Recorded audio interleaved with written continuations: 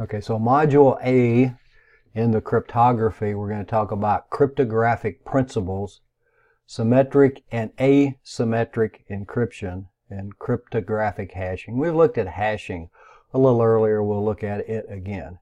And so the picture here says different keys are used to encrypt and decrypt messages. That's going to be the two key, the PKI system. We're going to use keys in order to encrypt plain text to ciphertext, send it back and forth. Unlike hashing, the cryptographic encryption, things that are encrypted can be decrypted, and that, without that we would really have an issue with those things. So some of the cryptographic elements that we have, and we'll jump right in here. And this is kind of, I guess, the first look at terms for this is confusion. Relationship between the ciphertext and the encryption key is complex and opaque, and it prevents attackers from looking at patterns between ciphertext and plaintext. What that is all about, and let's say go back to the Enigma machine. What was the movie anyhow? When they finally cracked the German code in the movie anyway, they were talking to some of the encryptor, and they manually encrypted and decrypted things, or tried to decrypt things, their own messages. It was that all of the messages started with Heil Hitler, and that gave them a starting point because they had a pattern. Now, what this is, each language uses certain letters more than certain other letters, certain words more than certain other words. And that's what confusion is in this, so that you won't be able to look at the encrypted document, the encrypted information, and see any patterns in it. So that's what confusion about. Diffusion is a small change in the in the plain text will cause large changes in the ciphertext. That prevents something that is close from being of any use. Yeah, break your own encryption, yeah, to do those things. Yeah, but it worked, and that's partial, what they call that, John says, a dorky way to break your own encryption. If you have partial knowledge, it's a start, and then you can work your way up from there, because anything is going to help do these things. Typically, you're not going to get everything all at once. You may, if you run a hybrid password cracker, it'll go through the dictionary attack first and give you, kind of part of the password, and then it'll go into a brute force attack to try to finish it up. So diffusion drastically changes drastically on the slightest change in the plain text input. So a little bitty changes to the plain text, and the same thing happens with hashes. That's what we tried to demonstrate. We'll try to do that again. That causes big changes in the ciphertext from determining the parts of the message that are encrypted by the same key.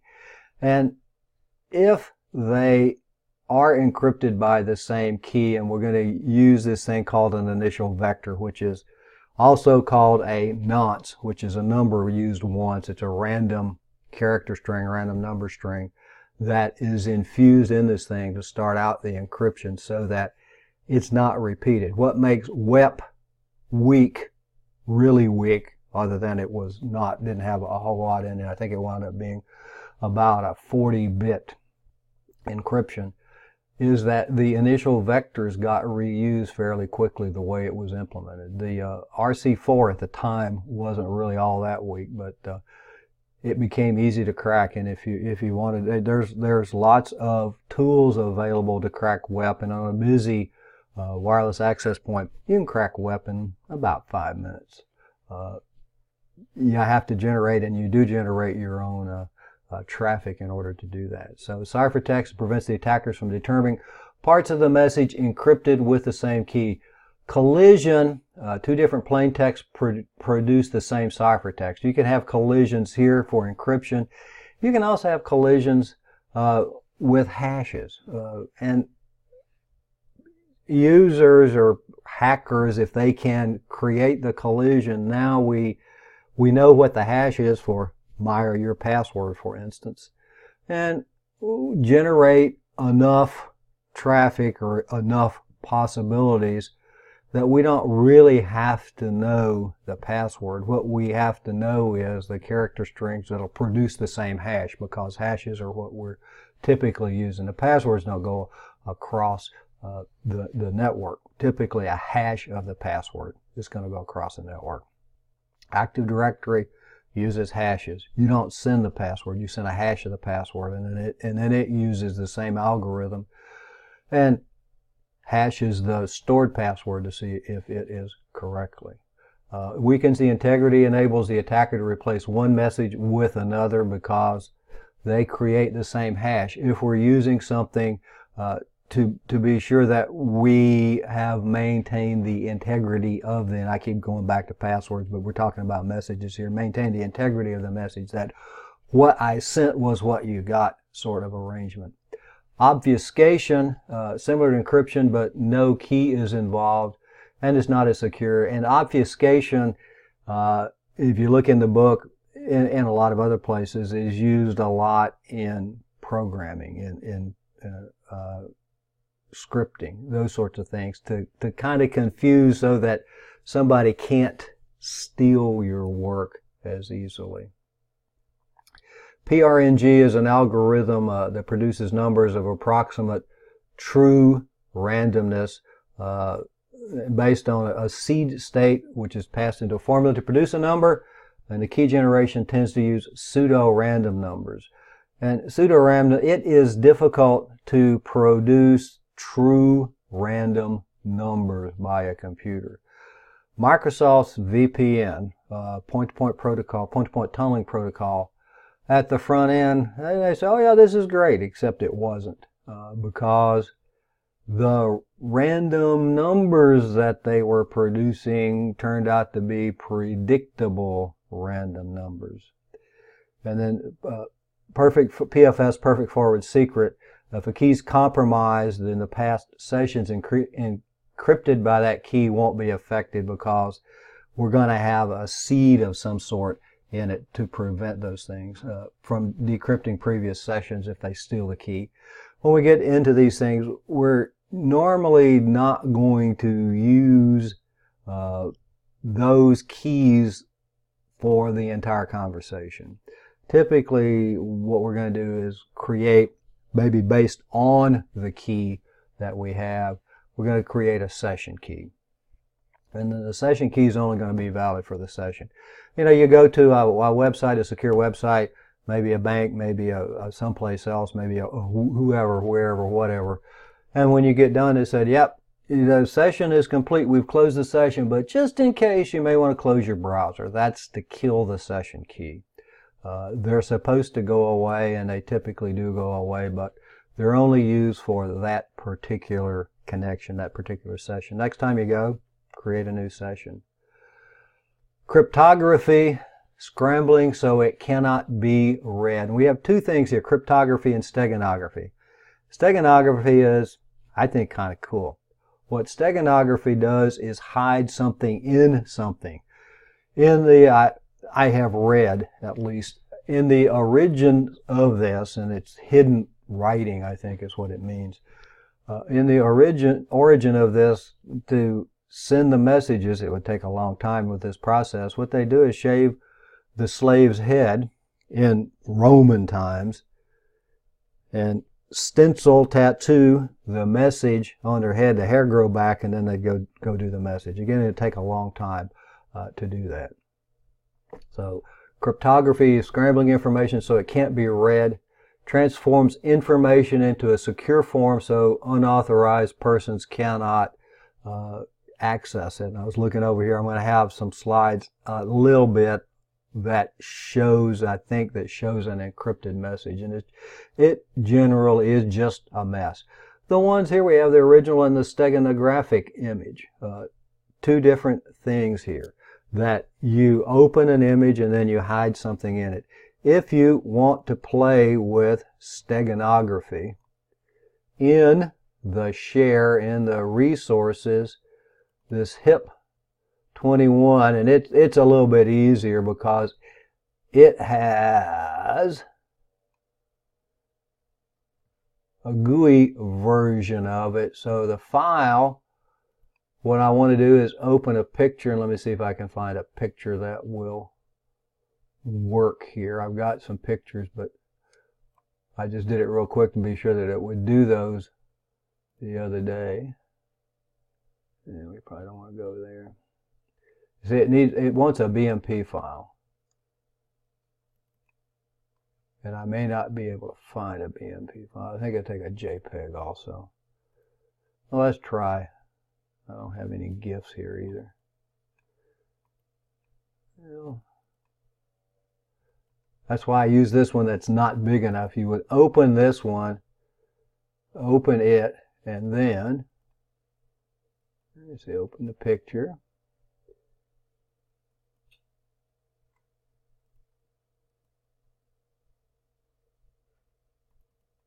That one was there. Oh, okay. Other side. So we have the picture here, and now we have the image. Hide a file. This one's not going to be big enough for me to put anything in, but we would go into a document. Let's see if I can find. Maybe I'll find something really small. Maybe I'll find something really small. Let's go to.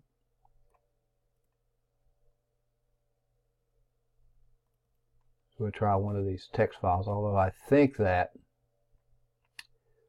even they are going to be too big.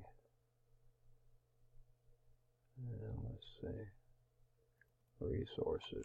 I think there's a couple of little text files in here. Maybe there's not. Now let's try this one. And we can password protect it. And we'll use a real good password. File name. And the encryption algorithm that we're going to use, Blowfish, and we'll look at those, or Rendell. And we'll write it. And it was small enough to fit in there. So I have now put that file into this picture. I can save the picture as, and retrieve the file. So if I want to retrieve the file,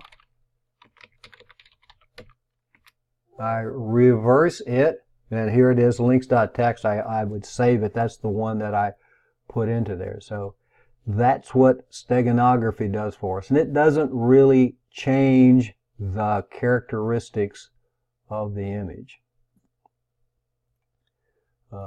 when we do those things. And that's what this is supposed to show. Theoretically, it doesn't really change the file size either, unless it's poorly implemented, because what it uses is the least significant bits of the images. So you don't really change the characteristics of it, or there may be slack space in there, just, space that isn't being used to actually store anything in it, that we could put padding in or anything like that. So hides the existence of data, the steganography does. Image, audio, or video file can contain hidden messages embedded in the file, achieved by dividing data and hiding in unused portions of the file, or maybe using the least significant bits. The bigger the image file, obviously, the bigger the other file, whatever it is you can hide in it. There are, how can you tell if the picture is steganography? There are steganography detection softwares. I don't have one, but there are softwares that are available to detect these things. There was, I think 2 years ago, there was a Russian operative was taking pictures of U.S. airports. They still don't know why, but was getting those pictures out of the country using steganography. So you could take what you want to do, the document that you want to use, or maybe it was floor plan, I don't remember what it was. But anyhow, they were putting them in pictures on a website. Just go to the website, get the picture, download the image, and you've got the file with you. But there are softwares to detect detect those things. These are, this is something you don't expect, and this is something that's not used on a regular basis. You may use email signing, you may use encryption, but rarely do you use steganography for these things. So cryptography, the origins go back to, and I think they say something like, 1700 BC. Anyhow, Julius Caesar. It's a software for something out there. Yeah. Cryptography. He used a rotation in Latin, a rotation, and we'll look at the rotation. He used I want to say a 6 or a 7, where you would just rotate the letters ahead to do the encryption, manual encryption of these things. So the origins, he also used a cylinder that they would wrap the document around, right on the document. And then you had to have the correct size cylinder in order to decrypt that document. So a number of different things have been used early on, and now we're in digital encryption. And the decryption changes the original text into a secret message using cryptography. And cryptography is the process that we use for these things. Decryption, we change it back to the plain text when we do that, or clear text. And the clear text is the data stored without encryption, so nothing really magical about those particular ones. The encryption itself, plain text, ciphertext, are the terminologies that we're going to hear. And then the keys that we use and the key strength. The key strength, the different size keys, the bigger the key, the harder it is to decrypt it. The more work or work factor will take. Work factor is basically how much time it's going to take to decrypt something. And anything that is encrypted can be decrypted. So it's a matter of how much resource and how much time. How big of a machine do you have? When the Soviet Union fell, they had a whole bunch of intercepted communications, mostly about submarines, that they hadn't been able to decrypt because it took that long. The key strength and the hardware that they had to decrypt the communications was taking a long time, and it was like a block's worth, a block long warehouse all these communications that they had, that they weren't able to decrypt because of the key strength, the work factor, the effort that it took to do these things. A couple of things here, and again, nothing really magic about any of these images. The confidential memo, layoffs at Lakeview store will begin wherever, and those are things, those are the kinds of things that you don't want to get out until you actually start them. So we take the plain text here, and then we send it through an encryption algorithm with a key. The algorithms are the programs. So let's just say algorithm program. The programs that use the key in order to create gibberish. And it is just gibberish. And then it's transmitted in the public networks, the unencrypted networks, because we're encrypted, as ciphertext. The decrypting algorithm uses a key, and we'll talk about symmetric and asymmetric keys and how they work in a little bit, but a key to decrypt it so that it can now be read as plain text. Same thing happens here. The secret message, the key, the gibberish here, and then the key to decrypt the secret message so that we can read it. A number of things are encrypted. You guys may use encrypted emails. I don't know. If you want to do that and you don't want to pay for one, PGP, or I think the open source one now is GPG. PGP stands, actually, and we'll look at it a little bit later, stands for pretty good privacy. It used to be open source free, and then somebody bought them because it worked so well. And I've forgotten one of the antivirus companies bought them, and I've forgotten which one. The classic ciphers, some of the things that, that we've talked about and are in the book or whatever else, vulnerable to frequency-based attacks. How often do letters occur? And these are frequency-based attacks. And this one is a rotation that multiplied by 3, 1, so 3, 6, 9, mod 26. So this one, A, is going to be position 1 multiplied by 3. We get a 3. And then C in the third position, 3C is the character that we get for an A. This one, 2 multiplied by 3 is 6, mod 26, so it's going to be a 6, it's going to be an F. And you have to use the table in order to interpret these things.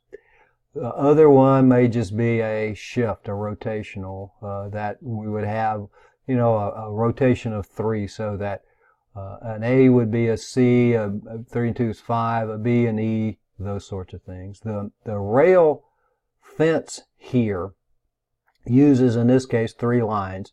The 3, the T, H, R, E, E, 3, and we've got the little dashes in here. M, A, Y. 3 may keep a secret if 2 of them are dead. So, and this down here would be the ciphertext for these things. These are simple ones. They, you know, hopefully demonstrate the things that go on very rapidly in a much more complex environment when we do these things. This is a one-time pad. The key changes. The key changes for each letter in a one-time pad. It's going to be as long as the text. So what we have is a text. If we have 100 character text, then we have to have 100 character one-time pad, and this should be, and it's going to be random letters and numbers. And randomness is what makes these things work. And then the one-time pad, it's a shared secret. So the sender and the receiver have to have the one-time pad in order for it to work. Someplace, a Shannon, I think, who is kind of the father of cryptography, proved that these are uncrackable, but they're also not very usable, because now you've got this one-time pad, the shared secret, and you got to get it to the other person without it being intercepted to do those things. And the one-time pad must be as long as the text. So it is a letter by letter encryption using a random pad that has to be in the possession of the intended recipient as well as whoever is doing it. Random, got to be random, and it has to be kept secret. And it can only be used one time. So it's not like, okay, I got this to Henry, or what is it, Bob and Alice. Alice and Bob both have it, so we can keep using it. You can use it one time, one message, and then it has to be destroyed. Transposition ciphers are vulnerable to partial solution attacks. This is kind of like the, I always kind of thought these like the scrambled words, the transposition, that, you know, you can look at it, or you can get part of it, and once you get part of it, you can guess the rest, because our logarithmic eyes will kind of fix some of those things for me. And then steganography hides the existence of secret messages, and we have digital variants of it, and we looked at steganography before we got to this slide. The data states, and again, as you noted, these slides kind of sometimes jump from, okay, what changed, where did it change, and when that happens, say, okay, what changed, where did it change? This is what's happening to the data that we're going to encrypt, and we're going to use different techniques, different algorithms, different ways to encrypt the data depending on what it's doing. The data at rest is stored on a media. It's on a hard drive. It's on a tape. the software and the hardware can encrypt the data at rest. In a breach, the data remains protected for these things because it's not going anywhere. It's on the hard drive.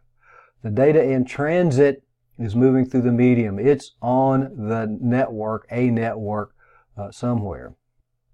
Encrypted data in transit prevents the man-in-the-middle attacks. That I'm going to tell you that I'm the default gateway and you're going to send all your data through me. But I'm going to do that. It's encrypted. He can't read it. He can record it. The man in the middle can record it, but won't be able to decrypt it without some effort.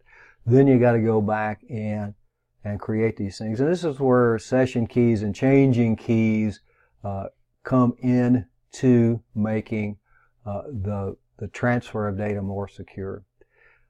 When data at rest, we encrypt it on a hard drive, and it's encrypted data. When we put it on the wire, the first thing that happens to the data on the hard drive is it gets decrypted. Then it's got to be re-encrypted to go into the network, into the TCP IP packet. So we got to put that header, whatever protocols we're using, two-step process. Data at rest is going to use maybe the Microsoft has an encryption file system that we might do, or we might encrypt the whole hard drive. Different software is available to do that so that the data is encrypted. We may just have an encrypted folder that everything is done. A number of softwares, not necessarily encrypted file system, although it's available for free. But then when we want to send it to somebody, the first thing that has to happen is going to be decrypted, and then put into the network, into the TCP packet. It's got to have the other encryption process takes place there. Secure transmission channel data flowing through it, and then data in use. Currently being created, deleted, read, or modified. This is going to be data in memory, and this one becomes more difficult to do because if you do data in memory, it's going to slow the processes down.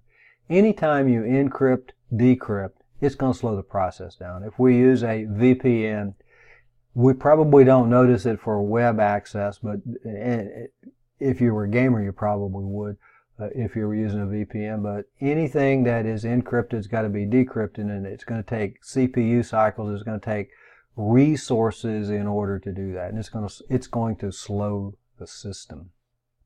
Data in use. Some mechanisms can encrypt the data in memory. The data in use is more difficult. Say, hey, we have a database. We'll encrypt the database. So it's going to slow down the ability to access information from those databases. And that's one of the things that database managers try to do, is to make them faster and faster and faster so that you can get more information in and out of them at the same time. Digital encryption uses transport, storage, memory, cryptographic obfuscation. The cryptographic obfuscation, and I think I've got a table here about those, is for programming, basically to make it appear to be kind of randomness. And then the methods that we can use, and I think I probably have talked about these terms: symmetric, asymmetric, and cryptographic. Symmetric is a single key, what you use on your wireless access point. Asymmetric is going to be two keys. We're going to have a public key and a private key. We'll get into those discussions. We encrypt with one and decrypt with the other one. And then cryptographic hashing we can use for a number of things: passwords, store passwords with a hash to ensure the integrity of a document, of an email. It's also used in, the process is used in digital signatures on emails. When we do that, we'll talk about those when we get into the asymmetric keying. So the encryption, the transport, data, it protects data in traffic, transit, such as being sent over the network. In transit is at the greatest risk of being exposed to attack. transport encryption is popular for secure network protocols. The VPNs that we talk about, HTTPS, the ability to have a secure conversation in an insecure world. The internet is an insecure world. A lot of people out there trying to get stuff from us. Storage protects the data at rest, which is on some persistent storage medium. Could be a hard drive, could be tape, could be, DVDs, I guess. Some people store long-term things there, such as documents. Could be a database. You can also protect entire storage devices, the hard drive or the backup archives. And the backup archives, this is one of those that, put in the back of your head. When I back up information, data, and I'm going to send it away for off-site storage, am I going to leave it unencrypted?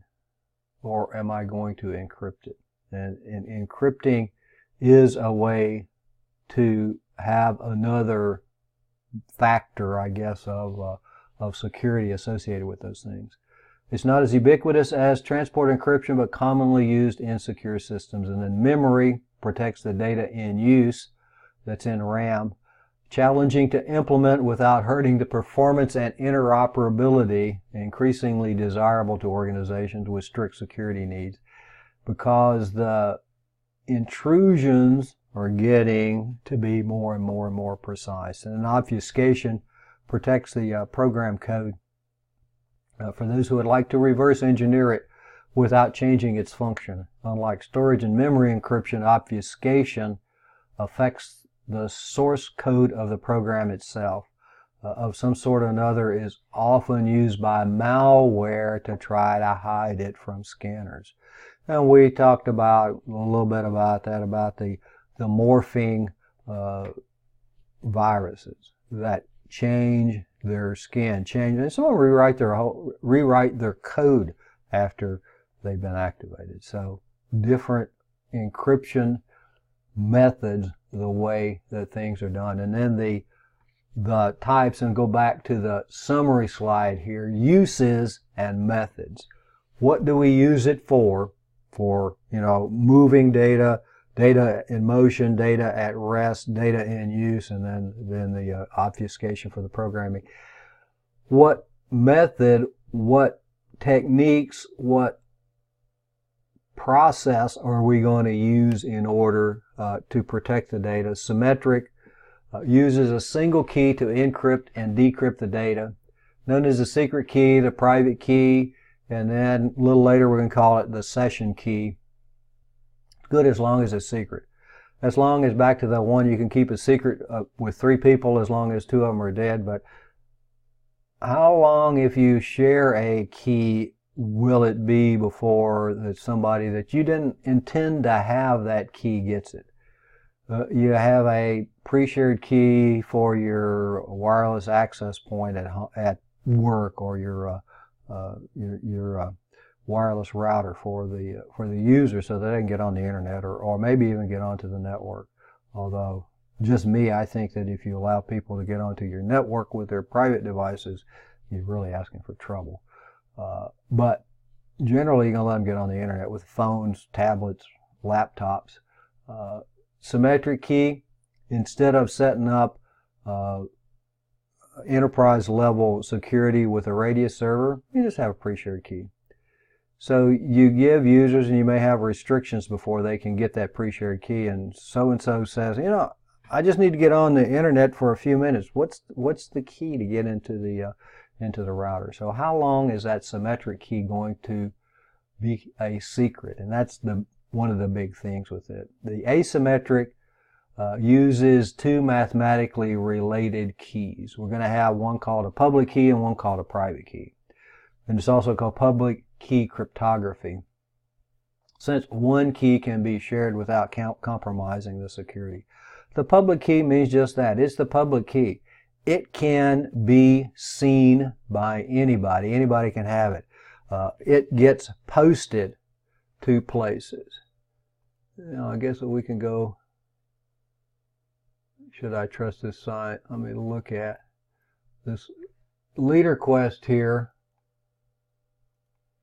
The little lock says, yep, we've got a key. And then this is view the certificate, but should I trust this site? And the answer would be yes, because it says, it'll say that, yep, they're who they claim to be. We'll look at some more about it in a little bit, but what I wanted to show is, right here's what a public key. This is the public key for this website. For this HTTPS website, public key. You know, it looks like, it's pretty much randomness in it. And if you look at it, oh yeah, it's hexadecimal, looks like, isn't it? So it's just a string of characters. That one is actually not that strong a key. We'll look at some others, and you can look at them on your own at some other sites too if you want to. But the public key can be shared publicly. When we encrypt with the asymmetric, anything that we encrypt with the public key can only be decrypted with the private key. Private key is a big deal. If you lose the private key, you're in trouble.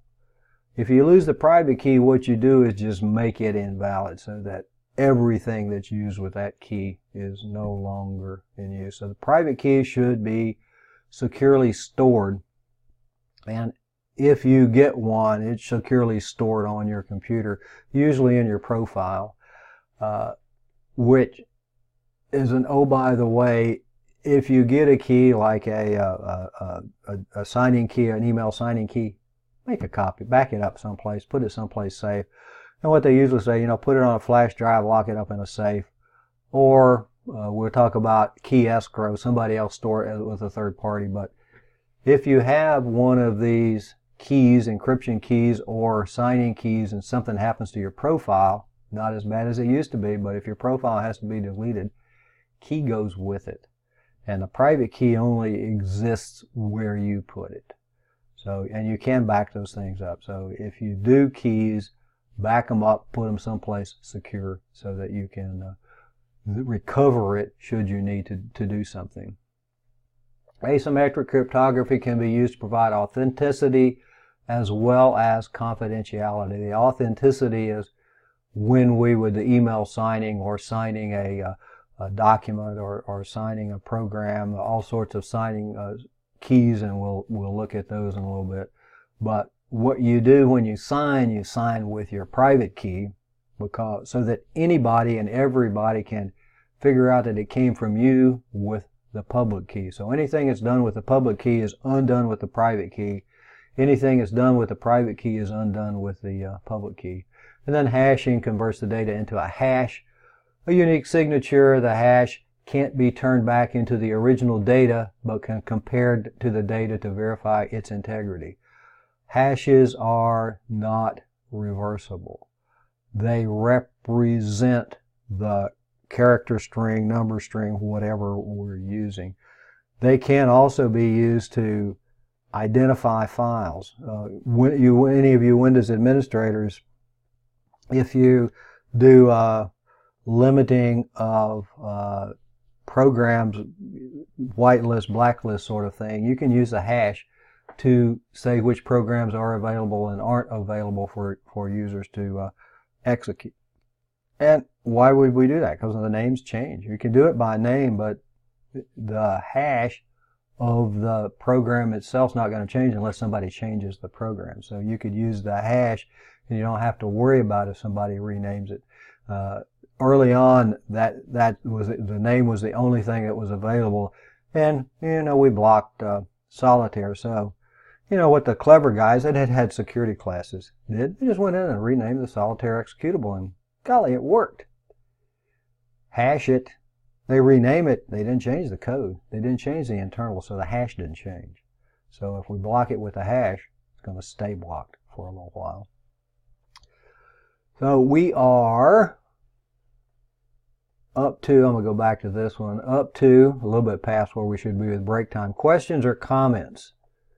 I think that I answered the things that were in the chat as they came up.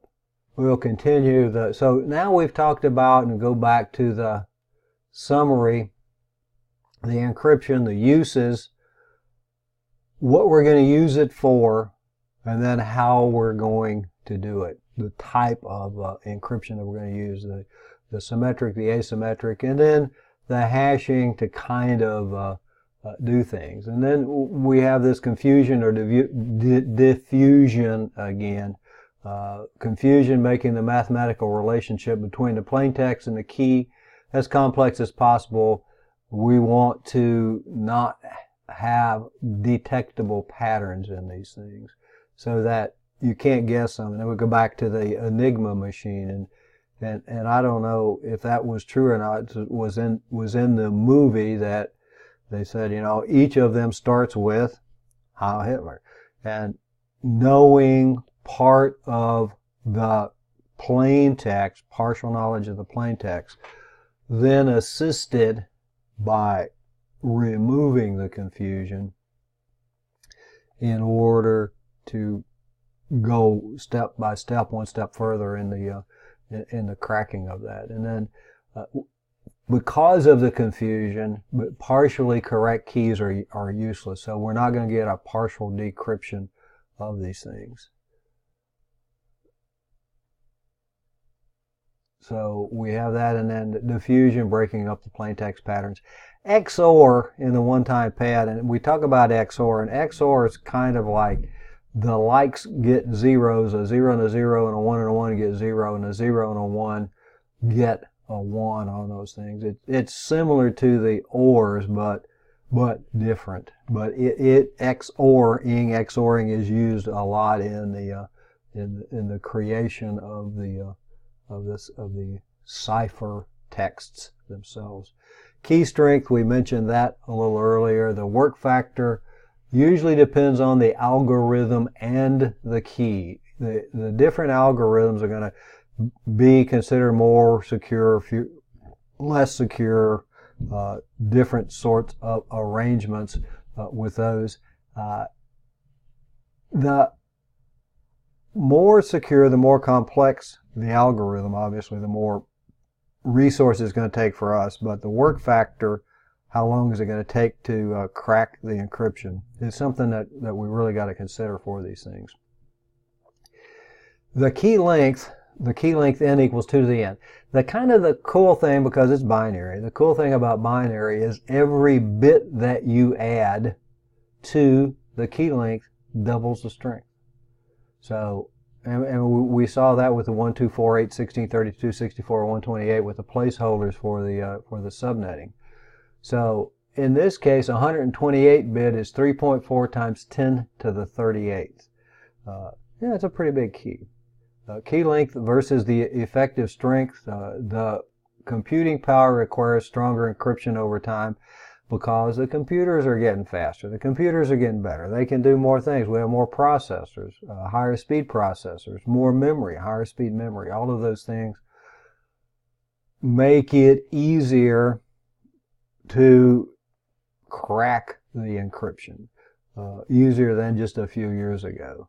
And then the key length varies by the type of encryption. When we talk about the symmetric and the asymmetric, it takes a much longer key length for the asymmetric to have the same equivalency that you would have with a symmetric key.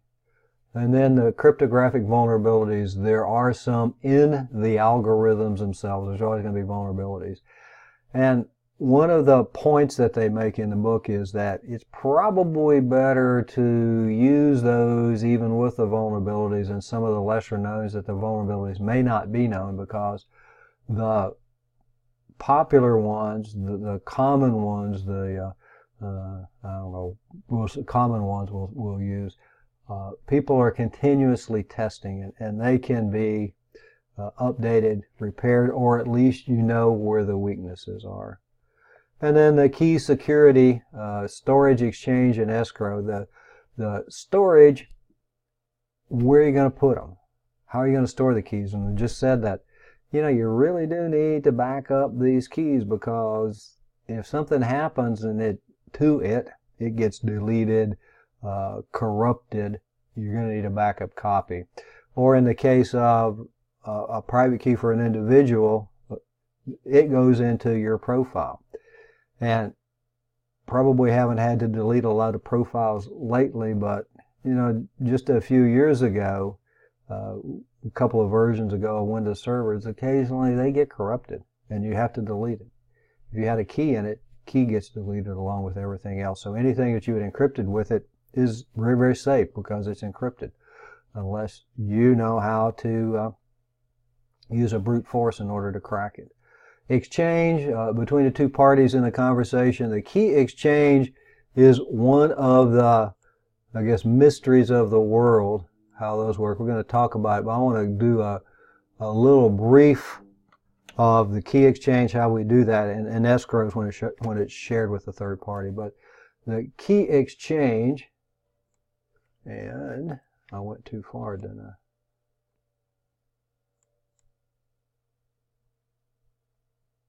Or did I?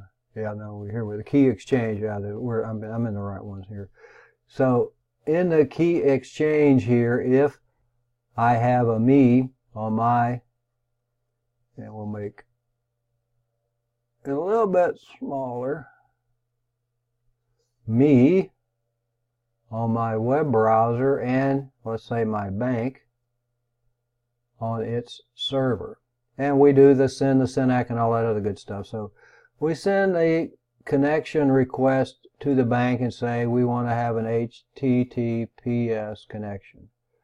The bank has a public key, and we've looked at one of those, and a private key. The private key is going to stay private.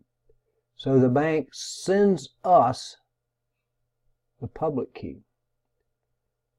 We create a session key, we'll call it a session key, a pre-shared key, a symmetric key, different terms, a session key, and then we encrypt that with the public key of the bank and send it back.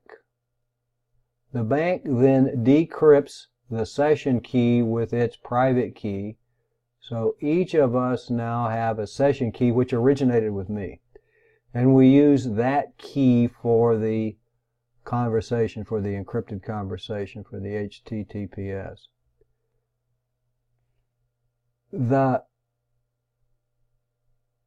pre-shared, or the private keys, the symmetric keys, are a lot less resource intensive.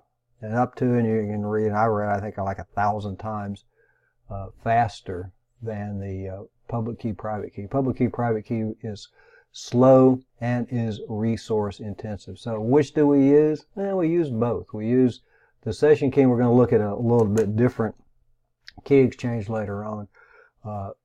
One of the other key exchange you could use is each of us has a public key or a private key, or in my case, I may not have a key, so I can't do an exchange where we would combine the public and private keys of each entity, and if each of them had one, you can do that.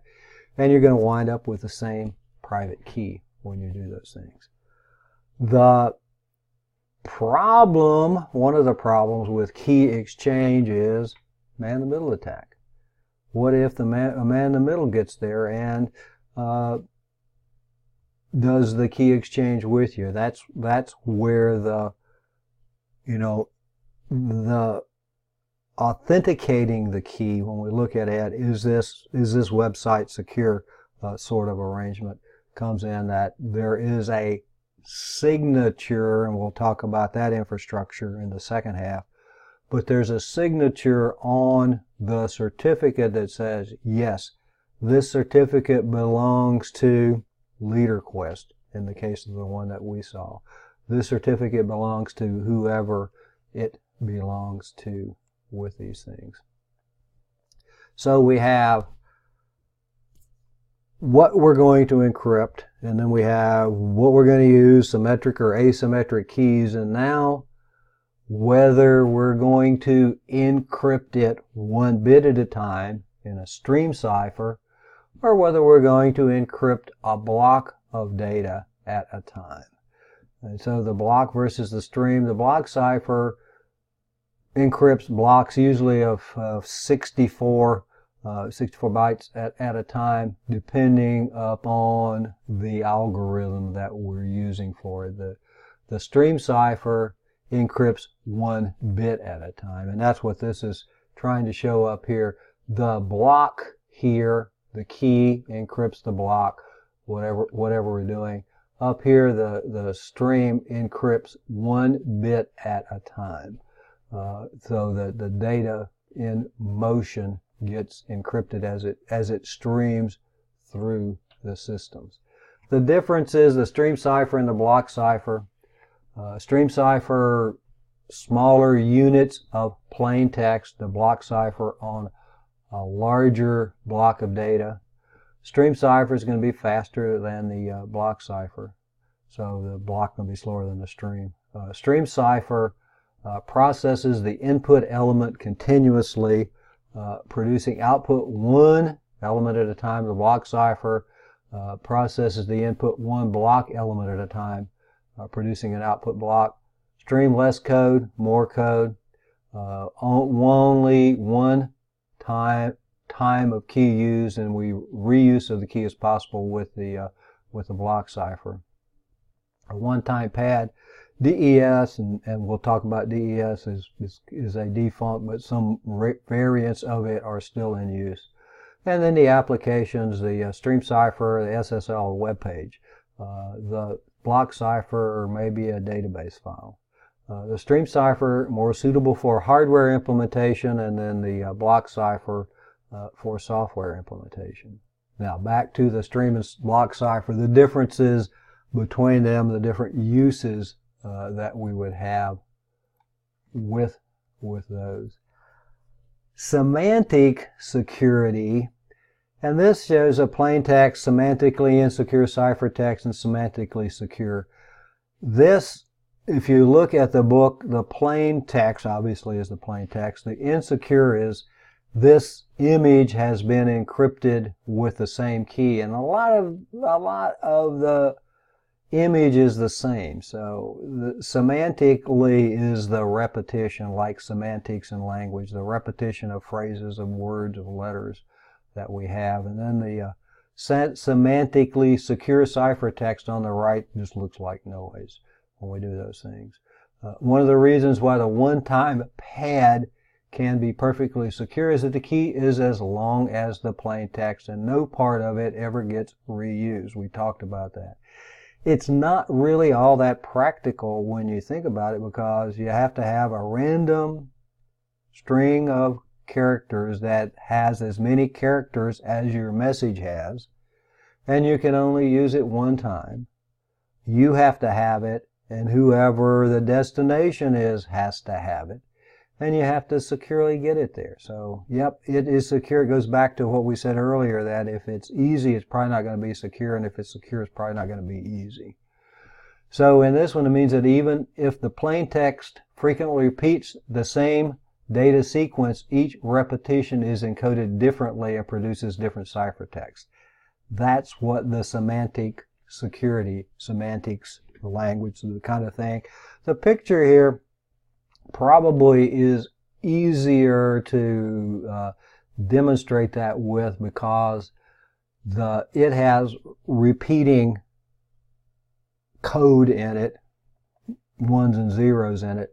So the insecure, it kind of does a little bit for it, but it doesn't entirely do it. 3 with the secure ciphertext over there, the semantically secure ciphertext does that. And then, again, are we going to write these things? Absolutely not. Which ones are we going to use? That becomes the issue that we talk about. Okay, now we have another element of cryptography, and this is the modes of operation. The ECB, the electronic code book, applies the key the same way to each block. And if you think about that, probably not the greatest idea, because if we have repetition, then we're going to be able to see patterns. If we have patterns, then that makes the decryption, or that's one step closer to being able to do that. And ECB, electronic code book, actually is pretty old. CBC, cipher block chaining, it performs an XOR operation. Again, the XOR, the 1 and the 1 is a 0, and a 1 and a 0 is a 1. It's kind of an upside down of of Boolean algebra. Performs the XOR operation on each block of plaintext using the previous blocks of ciphertext, then encrypts it with the key. So this one, the chaining, it chains the data together. It's going to be continuously changing the ciphertext and then encrypts it with the key. It's going to use the previous block, the plaintext using the previous blocks of ciphertext along with the key in order to do the encryption. So it's going to eliminate the ability to see repetition, hopefully, because you're going to have a different encryption process, encryption key. The whole thing is going to be different from it. Cipher feedback, similar to a cipher block, but to operate more like a stream cipher, encrypts small values without padding. And this is the first time that I think the word padding's come into here. If we have a 64-bit block that we need to encrypt, it's got to be 64 bits. So padding would be added to it to bring it to a 64-bit boundary, 64-byte boundary, whatever size the block is. We have to add padding, ones and zeros, in order to fill up the block for these things. Output feedback, similar to CFB, but with some differences in how the encoding shifts over time, corrects some errors, and this is not an initial vector in IV. And again, that's the first time that that has been introduced. The initial vector is used in the initial encoding is a random number. That's the nonce. I guess we did mention it. The nonce, the number used once, would be there. A counter creates a stream cipher, but each block's encryption uses a successfully incrementing counter for these things. And then the Galois counter mode combines counter mode and hash-based authentication code to improve the integrity of the data. Initialization vectors, the IVs, which I kind of introduced a little bit earlier, may not need to be secret. It's going to depend on the algorithm. Each of them is going to be different, but they do need to be unique. And they shouldn't be reused. That was the issue with WEP. There were so few possibilities for the initialization vector, or the initialization vector, the initial vector, the initial random number, not number used once, that they repeated after not that many packet encryptions. So the IV should be random or at least unpredictable, and then the block size is going to matter with these things. Send enough data with the same key to reuse if you send enough data, you're going to have to reuse the initialization vector. And again, depending on the algorithm and how much of it is used for overhead and how much of it's actually used for encryption. WEP, we added TKIP to it, and then we went to WPA, and then we got to WPA2, which is the AES, and we'll talk about those a little bit, but improved it over time so that the initialization vector, the ability to crack it very quickly, got much better. So we said that we're going to have some are symmetric and some that are asymmetric. So the symmetrical here, long list. What I would do is we're going to have fewer asymmetric is learn the asymmetric, because they're going to ask, they tend to ask those, I won't say they will, they tend to ask those kinds of questions. Do you need to know these in real life?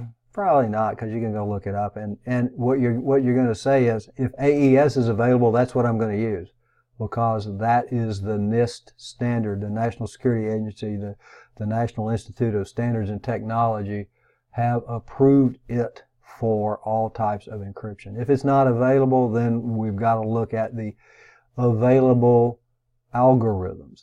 And we have this list here. That doesn't mean that you can just go into any program like a Cisco router and say, oh, I want to use Serpent, because Serpent's not there. What's going to be there It's probably, depending on the age of the router, is going to be 3DES and DES.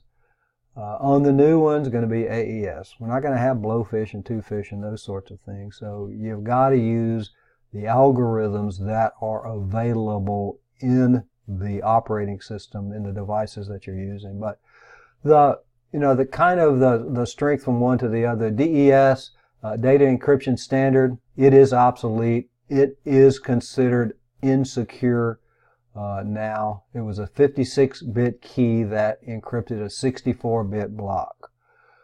Triple DES was kind of interesting. When they started having trouble with DES, with DES, I said, what if we encrypt the data twice? It should double the strength. It didn't. But when they encrypted it 3 times, it did. And what 3DES does, it uses the DES algorithm and encrypts the data 3 times with 3 different keys to do those things. And it says it's 3 56-bit keys, and you effectively get an 80-bit encryption on this. So we use the 3 DES type keys, 3 separate keys.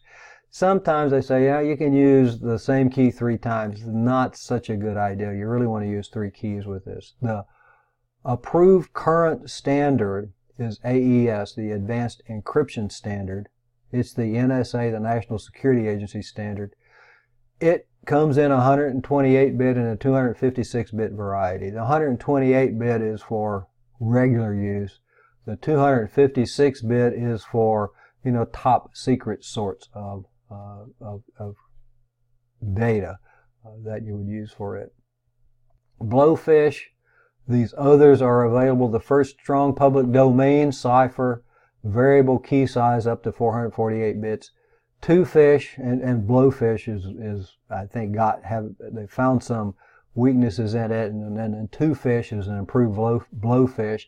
It was in the competition. The NSA had a competition, and AES was the one that won. Twofish and Serpent, I think, down there. Yeah, Twofish and Serpent were also in the competition for the encryption standard that the government was going to use, that the U.S. was going to use, and that everybody is starting to adopt. So Twofish is an improved blowfish. Serpent, AES finalist. It was slower than AES, maybe more secure, but the speed was the issue. And again, anytime that we're going to encrypt these things, we're going to slow things down. So we want to have something that, a lot of times we're going to find something in the middle, not really compromised, but something that works both ways for us. So we have those. RC4, it says Rivet cipher. Ron's code, it should be Revest. Ron Revest, he is one of the gurus of cryptography right now. Stream cipher, it's old but common. Ron's code, there are a number of RC Revest ciphers, RC4, RC6, on down the line. Cast, popular family, includes the 128 and the 256. The 128 and the 256 are the number of bits that are going to be in these things. This one I threw in just so, a little algorithm comparison. The key length, 56 bits, 3DES, 168 bits, AES, 128, 192, or 256. The number of rounds, and rounds are the number of processes, I guess we would say, that these things have. RSA is 1. DES is 16, 3DES 48, 3 times 16, obviously. And AES 10 for 128-bit, 12 for the 192, and 14 for the 256. Block sizes, the cipher type. RSA is asymmetric, and the others are symmetric, and they're symmetric block ciphers. The speed, RSA is the slowest, slow, very slow, and then AES is fast. And what we have, least secure, DES not secure enough, not secure, you can take the enough off. 3DES adequate, AES, the standard that we use, excellent. This is one, and this is in the book. If you want to go play with one of these things and create an encryption, and you can use the different key links. It's aesencryption.net. Something wouldn't take very long. Just gives you a chance to look at what these different things do.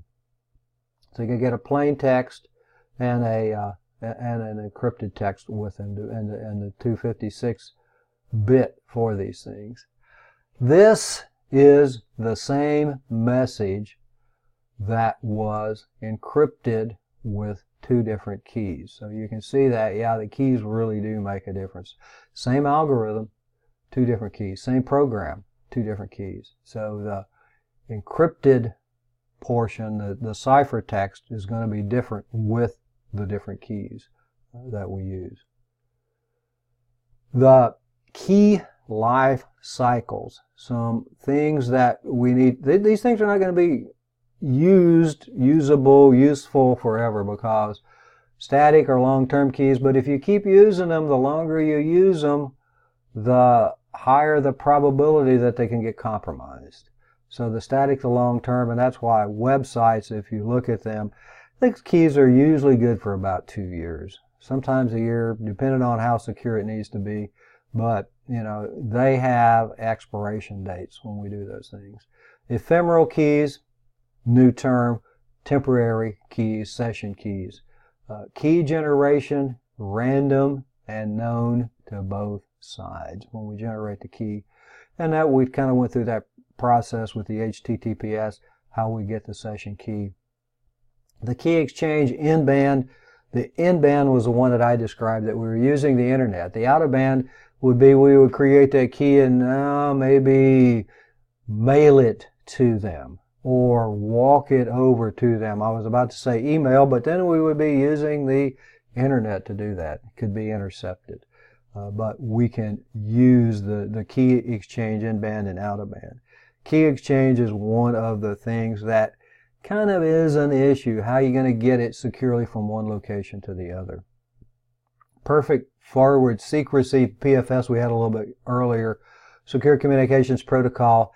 If the key gets compromised, then all the previous conversations don't get compromised because of that. And that is a process. And I think Windows started PFS maybe with Windows 2000. But it's been a while. Asymmetric, public keys and private keys. One key encrypts, the other key decrypts. Uses a key exchange, and it can be used for authentication and non-repudiation.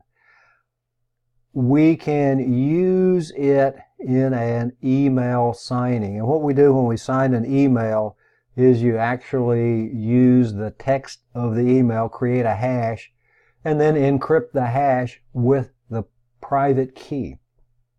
Because when we sign something, we want everybody to know who it came from. If we're encrypting something, we don't want everybody to be able to decrypt it. So we encrypt with the public key and decrypt with the private key. When we sign with the public key, and everybody can get or with private key, and everybody can get our public key so that they know that we did it when we do those things. So authentication and non-repudiation. Drawbacks for the asymmetric, they have to have longer key lengths. They're not, the mathematics is not as strong. The algorithms are not as strong as the symmetric keys. So the keys have to be longer. And I think the 1024-bit asymmetric key, don't quote me, but this is at least for comparison purposes, is about the same strength as an 80-bit symmetric key. So the symmetric keys are going to be stronger. And they're going to be faster, slower performance. Why do we want to do that? And the key exchange, again, becomes an issue with these things. Asymmetric algorithms, and the RSA, the Rivest, Shamir, Edelman, and these are guys that have been doing these algorithms for a number of years. RSA, and Rivest is Ron Rivest, and he is, and I said he's the one that really has done anything publicly lately. He's a math instructor at MIT that uses those. Key generated from two prime numbers, factors, so that we have the prime numbers. Yes, large files can be encrypted. All files can be encrypted. If we have really large files, we might get into the repetition situation. And we'll probably get to it, but Windows has the encrypting file system. You can encrypt documents. You can encrypt Word documents or spreadsheets or databases with those. And what it uses is a process similar to what we talked about. When you do encrypting file system, Windows creates encrypting keys for you. Public key, private key sort of arrangement. What the process does is Windows generates a key to encrypt the document with, encrypts the document, stores that key in the document, and then encrypts it with your key so that you have the faster key in order to do those things. So yeah, you can encrypt large files. You can encrypt programs. You can encrypt a lot of things. Keeping in mind, though, when we do encrypt programs, for instance, that it's going to really slow things down because it has to be decrypted as it operates. Up to a 4096-bit key, and we're going to use those for digital signatures, and I think probably, we'll say digital signatures, widely used for those. The digital signature algorithm is something that's been adopted as a NIST standard, used for the one-way problem called a discrete logarithm. Quantum technology, and they talk about it a little bit later in the book, and we just kind of say, yep, quantum technology. And quantum technology, as they say, or maybe it was in the book or an article I was reading, is something that we're not going to understand unless you're a physicist. But any disruption in the quantum technology makes major changes to things. It is coming. I won't claim to understand it because I'm not a physicist. Computer chips are being built with carbon nanotubes too. Yeah, silicon's phasing out. All of those things are happening. Progress. We're going one step at a time for these things. More secure, faster, more secure. The problem is the bad guys got the same technology, the same speed in order to try to disrupt things. So the digital signature algorithm, one way it's used for signatures, similar in strength to RSA, but different in performance. It is higher performance, but it is in fact a signature algorithm. Elliptical curve cryptography is, and there are some images, and I didn't put one in here on what it works. It uses an elliptical curve based on, you might see something, where'd my pen go? Something like, and I think that one that I saw was something like this. An elliptical curve based on exotic mathematics, higher performance, shorter keys. Diffie-Hellman, it says first publicly published public key system, and it's pretty old, and it's not really used a whole lot for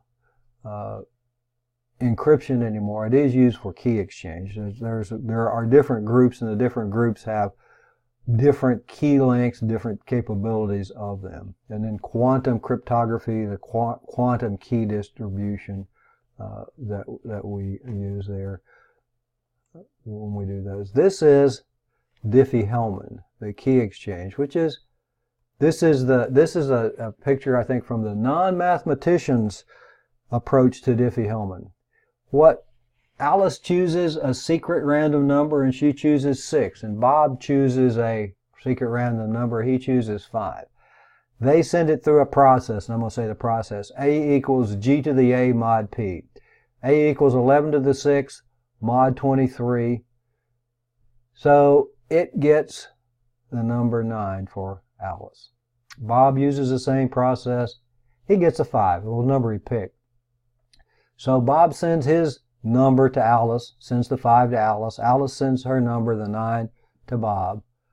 The secret key k equals b to the a mod p. So it's 5 to the 6th, which was her number, mod 23, and 8. And he uses 9 to the 5 mod 23 and gets 8. So the common secret is 8.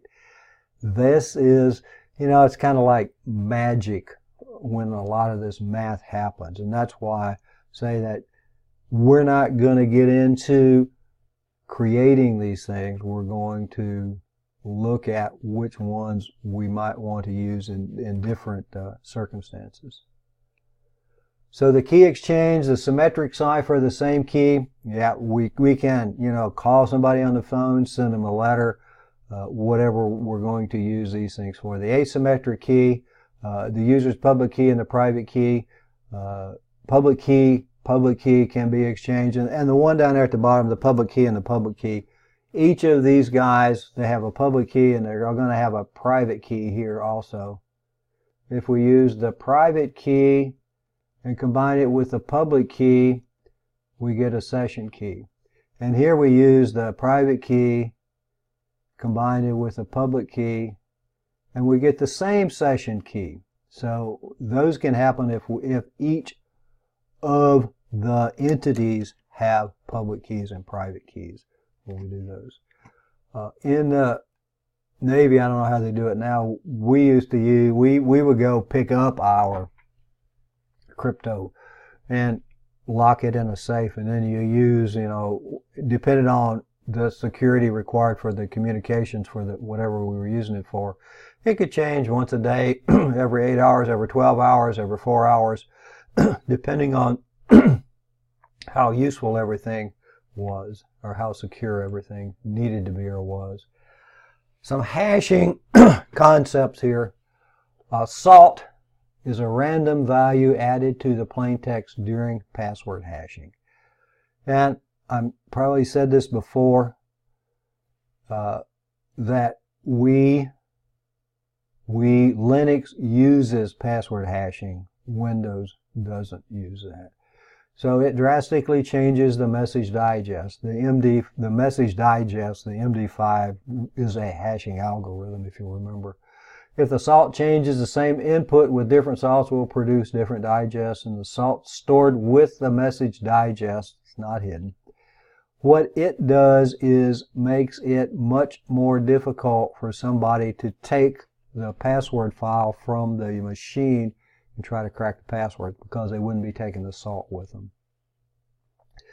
The attacker needs to generate unique rainbow tables to account for the salt. And rainbow tables are pre-generated hashes, and you use a hash lookup in order to use them. And rainbow tables, and I think they say to crack something, and this would be without a salt, is about, I think the number 18 minutes comes to mind.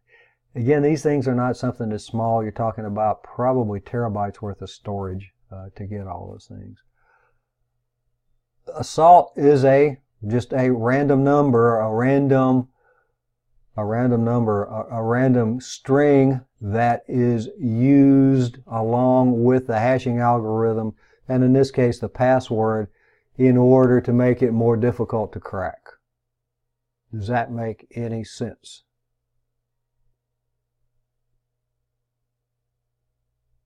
Yes, no, maybe. I'm sorry? Can you repeat that? A salt is just a string of characters, random characters, that's used along with the hashing algorithm and the password, because we're creating passwords here, in order to create the hash, to create a more complex hash, harder to crack or regenerate hash, unless you have the salt. So it's just random characters that are used along with the hashing algorithm to make it more difficult, because if you have the hash, you can obviously recreate it, or have the salt, you can recreate it. It's stored with, and that's what it says here, it's stored with the digest, is not hidden. But somebody steals the password file, the salts don't go with it. So when they try to recreate the hash, they're going to be different, because they don't have that random character string, or the character string that was used along with the password in order to create the hash. What they'll do is find a hash that is equivalent to something that's a little different than the password, and not the password itself. And a nonce is a number used once. Nonces don't repeat, but a salt may repeat. And again, a salt is just a string, a character string, number string that's used in conjunction with the password, and we're creating passwords with them. The password and the hashing algorithm to create the hash to make it more difficult to reproduce. Nonces are used primarily in authentication protocols to prevent replay attacks. Somebody records something, want to play it back, the number used once is there, and a lot of times they use a time element for these things also to prevent the playbacks. Hashes, one-way functions used for data integrity. They can be used for data identification because a document, a database, a hard drive will have a specific hash, a specific identification, a specific code that goes along with it, and we can identify things that way. Key generation, a pseudo-random character string, because random characters or random strings are very difficult to create with computers. Password storage. Password is hashed and compared to the stored hash. So let me go back to maybe salting for added security. What we have in the salting is we have the hashing algorithm, and we looked at a hash, and there is a hashing program in the share. So we have the hash, which is the program or the process. We could just hash the password, and we would get a hash, a bunch of characters here, of hexadecimal characters.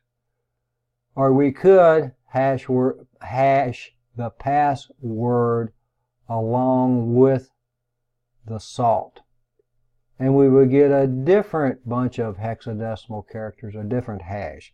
So the salting for added security makes it more difficult to crack the password. Doesn't make it impossible, makes it more difficult. In hashes, we can't undo them, but what the processes do is use multiple multiple character strings to produce a hash that is the same as that particular character string password. Forgot to mute me, but back to the hashing. The hash-based authentication.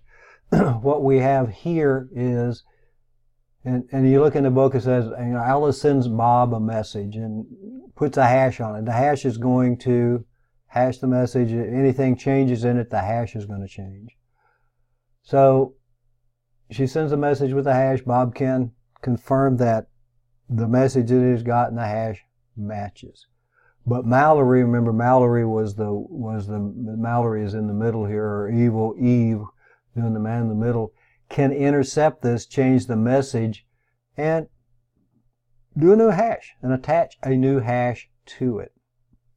The second one is the Keyed Hash Message Authentication Code, HMAC.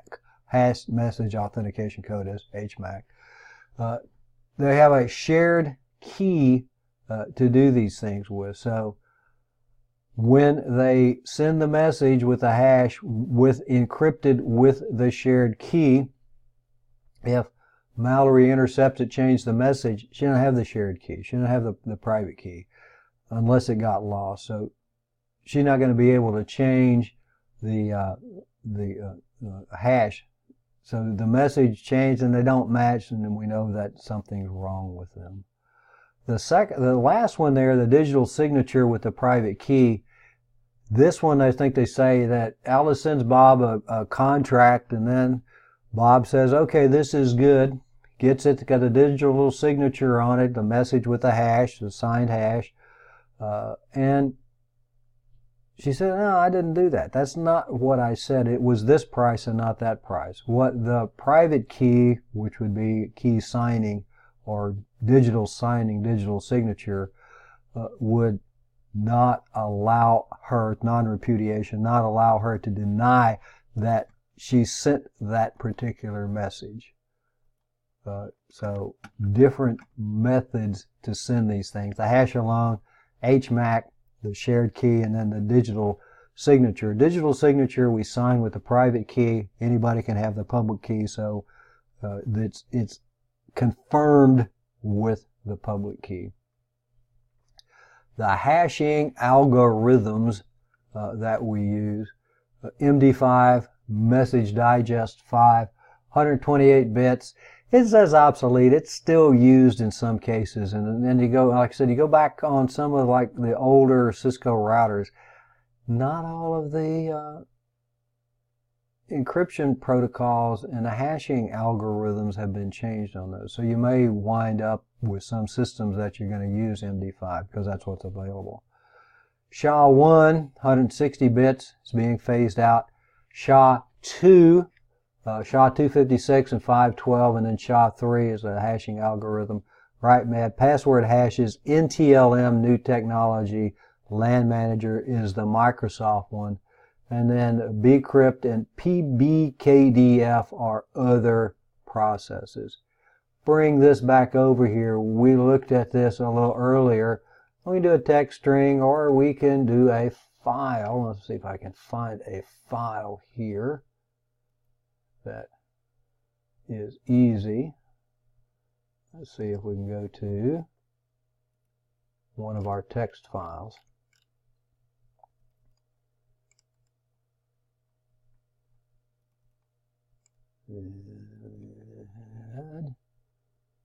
Study material. Let's do this with links again because it's pretty short. So we should be able to calculate a hash for that guy. So now if anybody changes that file, and I guess I could change that file, the hash will change. Which one did I do? Links. I just put a text in there that says new line. So this is the file. I put this in here, new line. So this has got all of those things. Let's see if it makes me a liar. What we'll do is take a snip of this. A snip of this, we'll just do the hashes here, and you can see that there are a number of them that this one, this software will do. And now let's calculate it again. It did change. If we go to the MD5, it was CC29 and this one is C08. And just by typing the characters, new line. So we got major changes in the hash from minor changes in the document itself. And you can see that we have the MD5, MD4, SHA-1, SHA-256, and SHA is secure hashing algorithm. MD is message digest. The 256, they get longer and longer and longer. So the longer the hash, the 512 here, and we have the right MD 160, but the longer the hash, the more difficult it is to reproduce that hash. So if we're using these for passwords, obviously we want to go something that long. But did it change? The integrity portion of the CIA, we use hashing algorithms for that. Hopefully that makes a little sense about how we can use these things. And we could also use this to identify the file, because the hash is based on the content. Back to the whitelist, blacklist apps, and maybe a Windows policy, that we want to allow certain things instead of doing names, because you can rename things. Like I said, when we first tried it, the smart guy just went in and renamed the solitaire executable. A hash, not going to change. The hash is the hash. The program didn't change. So we eventually had to go to that sort of an arrangement. This is just compare hashes, the MD5s. We did that in the software, so you've seen what they look like when we compare those things. This is the hash calc. The hash calc, by the way, if you want to play with it, is in the resource share. So it, along with the steganography software, are available there for you if you want to get them and play with them. So in this module, which is the last module in here, is we're going to talk about digital certificates, the certificate authorities, and then the certificate life cycles. The digital certificates, known as public key certificates, contain a bunch of stuff here. The public key, the owner identity, additional information, digital signatures attesting to the authenticity. Let's see, let's bring, actually, let's go to a bank.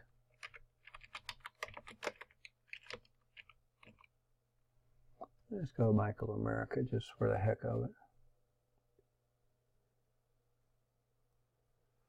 The reason I wanted to go here, Bank of America, and this is in Edge, is green. That means that they have gone through some extended verification, that they're really them. So the things that they talked about here, we can look at the should I trust this site? I've identified this site as Bank of America, and then should I trust this site? We'll go here and it says, how do I know? And basically it says yes for that. So we have the view the certificate, the things that are going to be in the certificate, issued by, who gave this certificate, and what's it valid from to. And you notice this one's good for a year, 2019 to 2020, because if you keep using them, then enough interception and users are going to, or hackers are going to be able to maybe do those things. The organization, Bank of America, where it is, the country, the serial number, the Ch3 fingerprint. This is the hash of it. The Ch1 fingerprint, and the public key, the RSA public key that goes along with it. And when we go there, it's going to send us the public key. Its private key stored someplace else. The subject, alternative name, DNS, mobile, and the DNS name is used for www.bankofamerica.com and mobile.bankofamerica.com. The signature algorithm, Ch256, key usage, digital signature, key enrichment. These are object IDs, OIDs, which you could look up what the key can be used for. So we have the Entrust, the Entrust Certification Authority, the Root Certification Authority, and then the Certification Authority goes on down to Bank of America to do these things. So it is going to be signed by one of these guys. This would be, let's see, the Ch fingerprint, the Entrust. This is their root certificate, so you can see the whole chain. We're going to look at these chains here just in a second. The fingerprint, the key, the parts of it, and then it's got more key usage for those things. So the certificates themselves tell us that, yep, we got to where we thought we got to. So it has the public key, the owner identity, some additional information, and the digital signatures attesting to the authenticity. Let's see. I'm going to do a certificate manager on this machine because I think I've got a personal certificate in here. These are probably a little bit easier to see. This is an email signing certificate. These is more what they look like. This one has got a red X on it because it was valid from 2017 to 2018. It's an expired one. The details, we have the version, the serial number, the signing algorithm, the hash algorithm, the issuer, the validity dates, the subject, and the subject is one of my email addresses. The public key is in here. The parameters, the authority, and some other information available in this. Key usage, alternative name, authority, the thumbprint, the certification path. Where did it come from?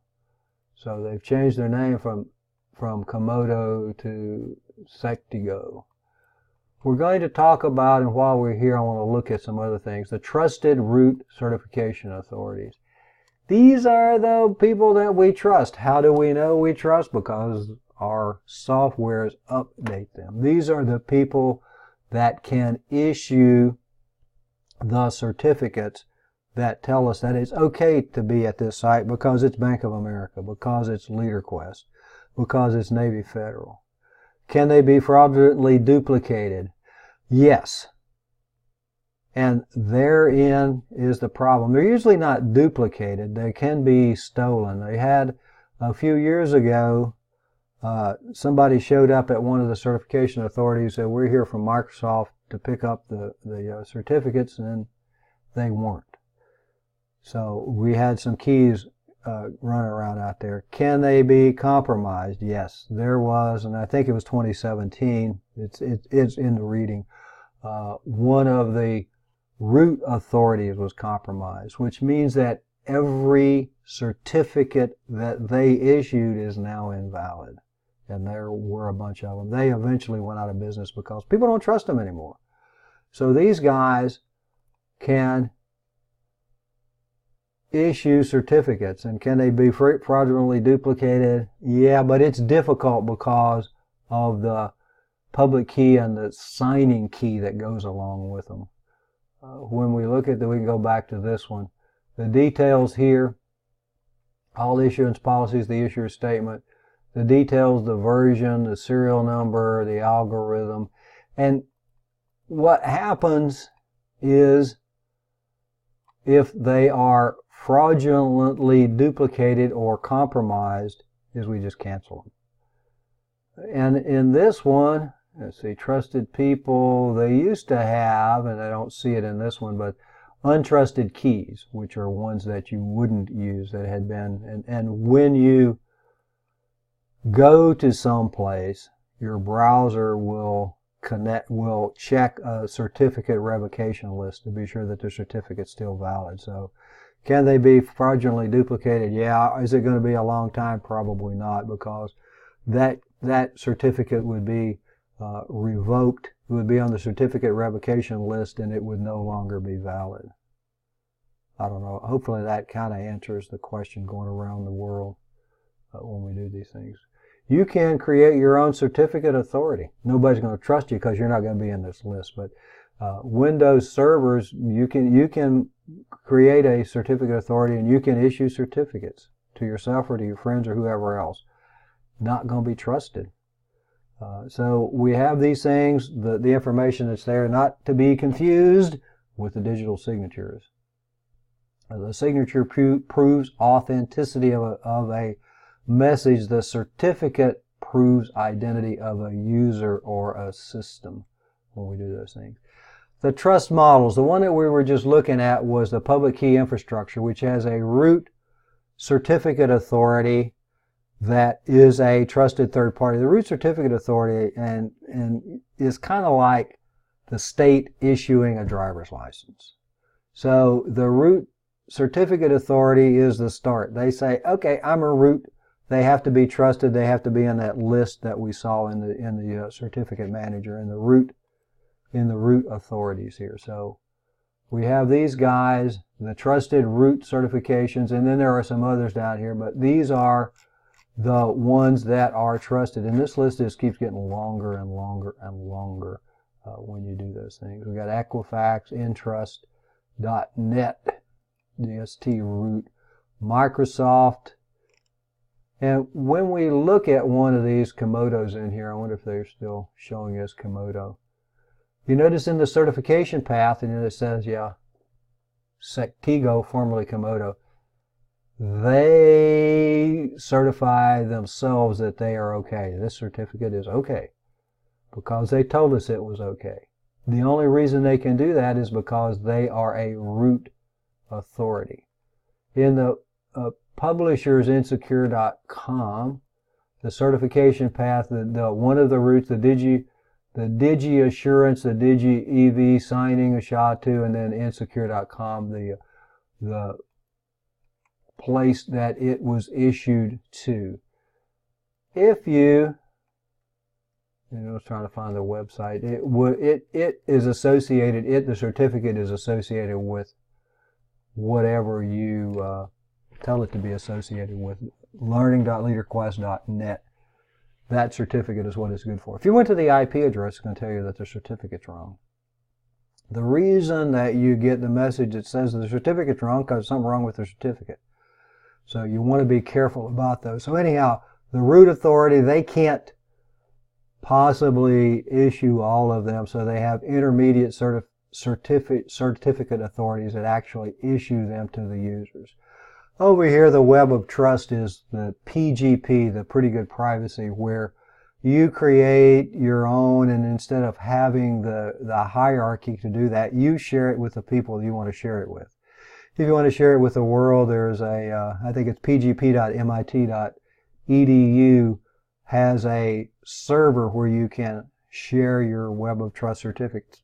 If somebody wants to send you an encrypted message, they go there, get your public key, encrypt the message with the public key, send it to you. You decrypt it with your private key on those things. You also get a key ring for the people that you regularly use. Once you get the public key, you put it on your key ring and you send it to, your buddy Joe. You have your buddy Joe's public key and you can encrypt it and send it to him. The other one is a self-signed certificate. And that would be, the government uses a lot of self-signed certificates. The only ones that really are recognized without coming up with the, you have a problem, are the root certification authorities. The government does that a lot because they got a lot of secure sites. And they issue themselves their own certificates. You can add them to your roots, and then you don't have them saying, this is an invalid certificate. But you can have self-signed certificates. You can issue your own if you have a Windows server running anywhere. The certificate formats, and we have looked at some of that, certificate for google.com. The encodings, the way they use, and this is, I'm going to say this is a list here. DER, distinguish, PEM. How are we going to do these things? The P12 personal information exchange, when I backed mine up, it used the P12. You can have a couple of different ways to do that. And I don't know if it said the encoding here or not. We can look at it and see. Signature, issuer, valid, because when you request one, you have to tell it. And here the CRL, this is the certificate revocation list that it would be listed on if it were an issue. Key usage, now the encoding is not on here, but when you request one from a Windows server anyway, you specify how you want it to be encoded. Between CER and DR, which one is binary and which one is ASCII, and I don't remember.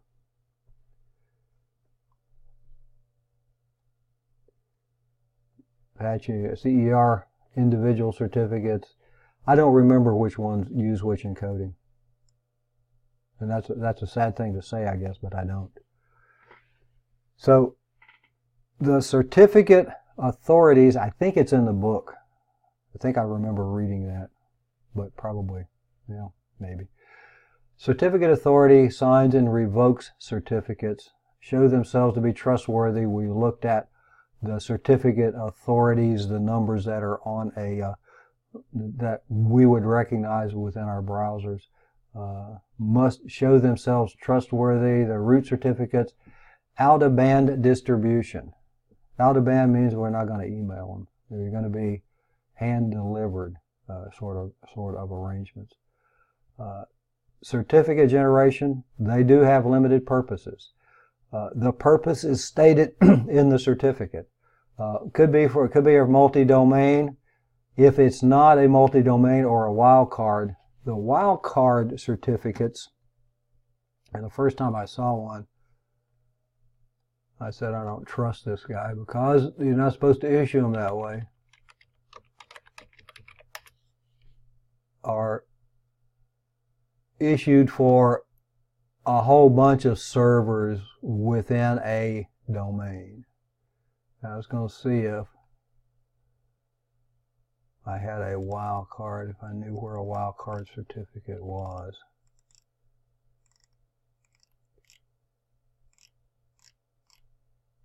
Now, this one's not a wildcard, but it goes to a bunch of different things. This is for a place that I used to work. We'll look at the certificate. The wildcard, instead of having all of these things listed, this certificate is valid, will identify all of these, like eCPI, edu, DNS name. So the wildcard would identify or be valid for anything that ended at ecpi.edu when they have those things. So that's what a wildcard certificate is. And usually it shows up with a star.ecpi.edu when we do those things. The extended validation. The extended validation was what I showed with Bank of America, where instead of showing up with the black and white, that it showed up with a green, that there was extended validation for it. They took extra steps to prove that they're really who they are, and that's the certificate that they need. The hierarchies, we can have a single certificate authority or a group of certificate authorities work together to issue the certificates. Each works in a parent-child relationship with the certificate authorities above and below it, and the certificate authorities are going to trust each other. You saw that the big list that we have, there used to only be probably a dozen of those things, and we just keep getting more and more and more because the security requirements become greater and greater and greater. The hierarchy ensures that the CAs distribute the workload, provide the certificates more efficiently. If it's compromised, only its children are compromised as well. So the compromised root certificates are a big fear, because if that happens, then everything's compromised. The parent here, in this case, the root CA would issue signed certificates to the child, which would allow them to issue certificates to us. If one child is compromised, the other child isn't. The root certificate authorities, the root certificate, typically the servers are going to be offline so that they can't be compromised after they issue their certificates to allow the lower levels to do the issuing. The chain of custody, process by which the entity validates the certificate from the bottom of the hierarchy to the top, and we saw that in the signing, who signed the certificate in the certificate itself. May be signed by another CA, which is signed by another CA above it, and the entity must trust all of the links in the certificate authority. And that's what the certification path is. Here's a DigiHigh Assurance EV root, DigiCert EV code signing CA. So this would be the root, would be the parent, this would be the child, and this would be the entity that it was issued to. The path that we use for it, the hierarchy for it. The root self-signs the certificate. We looked at some of those. Must be secure. If it's compromised, all of the certificates are compromised, and that has happened at least once. And the root CA goes to the subordinate CAs. It signs the subordinates' certificates so that they can issue certificates on down the line when we do those things. Issue certificates, they renew, suspend, and revoke certificates as needed. If you lose control of a certificate, you can either suspend it. If it's suspended, it can be unsuspended. If it's revoked, it cannot be unrevoked. If it's revoked, it's just gone. You have to get a new certificate in that case. If it's, well, I think I may have lost it, but not really. I just want to wait and see what happens. Then it can be suspended. Offline, organizations will take the root CA offline after setting it up, means disconnecting it from the network. That makes it much more difficult to compromise. Subordinate CAs will issue the remaining certificates and ensures that the root CA is not network accessible. Compromised root compromises all of the certificates in the hierarchy, and keeping it online is a risk. So the actual root servers, after they issue their certificates to the subordinate certificate authorities, go offline. These are just, and these I think are in the book, the certificate authority, the bridge authority here, the certificate authorities and the bridge in between these guys. The bridge bridges between the two certificate authorities. They're typically going to trust each other, but they can create trust. So we can have the certificate authority with the intermediates underneath it that actually do the certificates, or the certificate authority can do that. Typically, that's not going to do it. If you're running a Windows Active Directory domain, you're probably going to issue your own certificates, or you may issue your own certificates. The certificate authority, in that case, would issue the digital certificates with the public key. Otherwise, you're probably going to use one of the other models in order to do those things. The generation, the applicant generates a key pair, keeps the private key secret, presents the public key to the CSR, the registration authority, or the certificate authority. The certificate authority verifies the applicant ID according to the procedures that are in place, and then it signs and disseminates the certificate. You notice that we generate our own public key. They sign the public key that we generate, which is the thing that validates it. Certificate types, and we saw some of those: limited purpose, email, code signing, storage area networks, the wildcard for multiple locations, multiple servers that are used. LeaderQuest has a number of those. They could have a wildcard certificate that was used in each of those, and then the extended validation. More research, more investigation to be sure that it really goes to where it should go to. Type of certificates here: self-signed. The certificate is owned by the same entity that signs it, not a certificate authority. The root, issued by the certificate authority, certifies all the other certificates below it. The user, issued to users, password authentication, is discouraged. If we want to use them, we may, and the smart cards use that. And you know, we do a number of things that we have certificates on to actually validate who we are to do these things. The computers need access to other computers and resources. Use certificates for authentication for each other. Email, we can use it for encryption. We can use it for email signing. SMIME, similar to PGP, pretty good privacy, but relies on the centralized PKI. The SMIME, and you really do need that SMIME outlook in order to do an effective email signing. Certificate types, some other ones: code signing, developers digitally sign source code, storage area network, multiple domains. Wants to cover with a single certificate. The SAN is an extension of the X.509. It enables these things. Wildcard, similar to the SAN, but enables subdomains.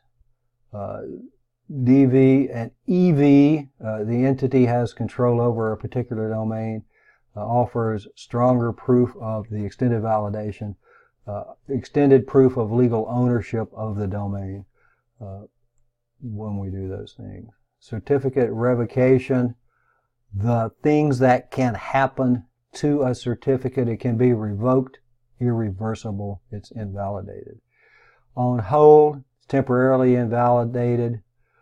Certificate revocation list lists all the revoked certificates.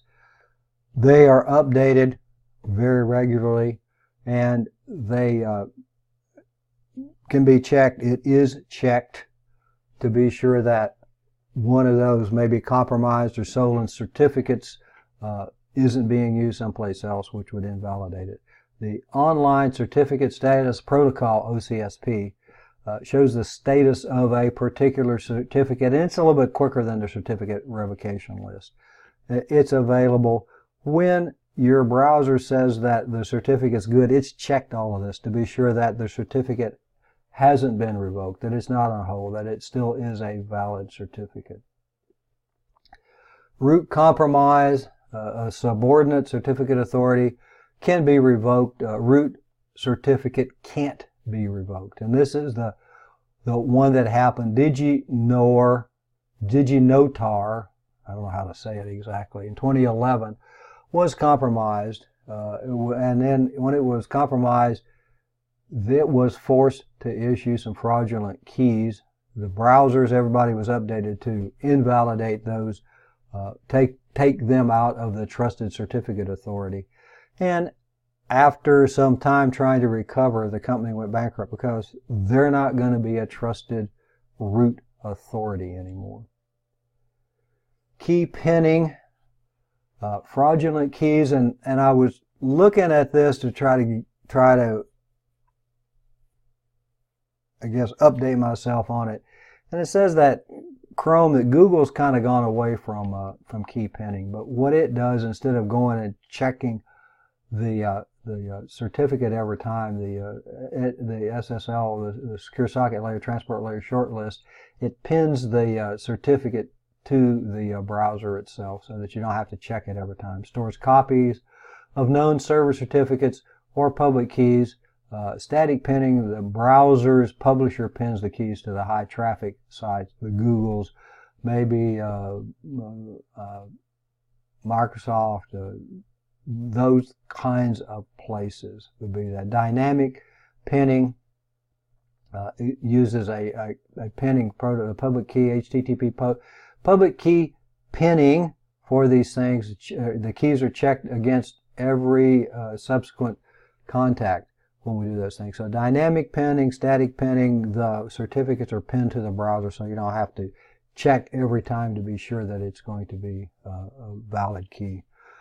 Backup and recovery, archival and recovery. Private keys may be backed up along with the system, may not be backed up along with the system. And that's a decision in the backup. Do you want the private keys to be backed up when you back up the data? And that may or may not be the case. You have a compromise of possibility for these things, can leave them out and back them up separately. And I think that they should be backed up and stored separately from the data. And you really do need those, because if anything happens to them, you want to have the ability to restore your keys. Dedicated hardware storage modules for the valuable keys may have secure backup functions. So I guess the point of this slide is, yes, you need to back them up. Do you back them up along with the data on the backup tapes? That's a decision you got to make, but perhaps the answer to that is no. We looked at this thing, the certification, CertServe, and you can look at it on your own machine and maybe even the machines that are there to look at those. And this one, see, this one's got this is an older version of this. This has got revoked certificates, issued certificates, pending requests. Actually, this is in a certificate authority. This is a Microsoft Server certificate authority. The revoked certificates that have been issued, requests, failed requests, and then issued certificates. And then the templates that you can use, the different kinds of certificates that this certification authority can use, or certificate authority can use.